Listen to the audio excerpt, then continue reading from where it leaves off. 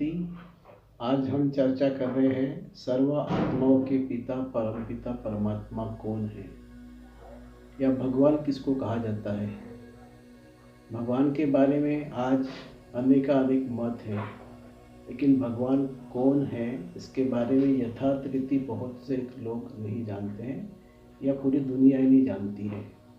अपने अपने धर्म संस्थापक को ही भगवान समझकर उसकी पूजा अर्चना करते हैं, और वही हमारा सब कुछ समझ के उसके साथ में चलते हैं। लेकिन भगवान या परमात्मा कौन है इसके बारे में संक्षिप्त या ये जानकारी किसी को भी नहीं है।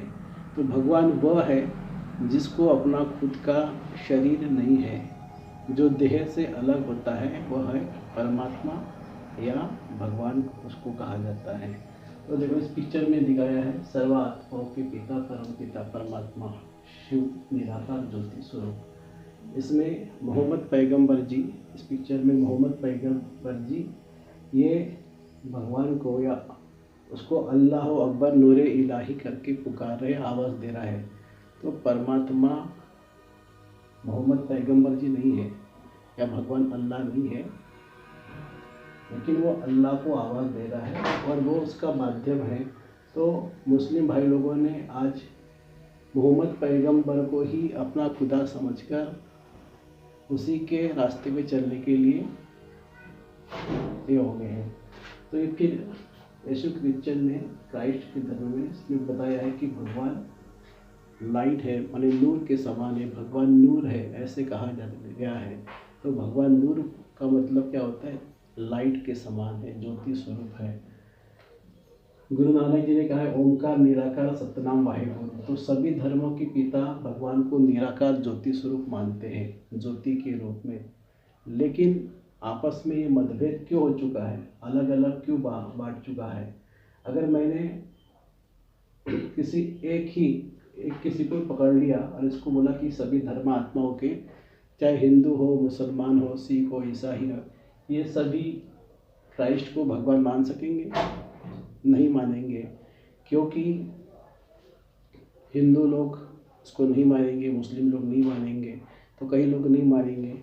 अगर किसी को बोला कि मुस्लिम लोगों को मुस्लिम अल्लाह सत्ता है, लेकिन सभी लोग नहीं मानेंगे। तो भगवान का यथार्थ परिचय किसी को नहीं है। भगवान कौन है? जो दिखता नहीं है, इन आँखों से दिखता नहीं है, वो निराकार ज्योति स्वरूप है, वो भगवान है।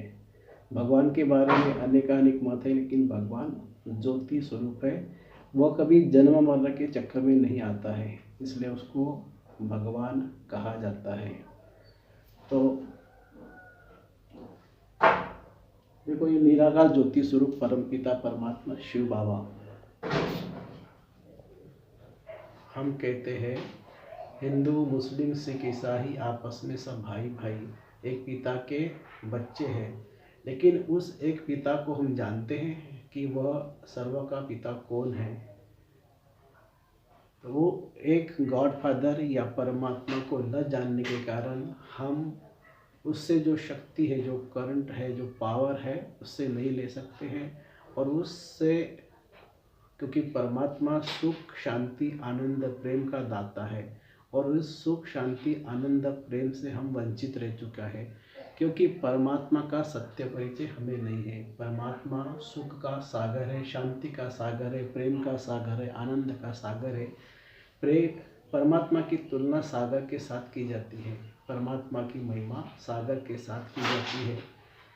परमात्मा की महिमा में कहा जाता है सागर को स्नाही बना लो, इस धरती को कागज बना लो, और सारे जंगल को कलम बना लो, लेकिन परमात्मा की महिमा लिखी नहीं जाती है।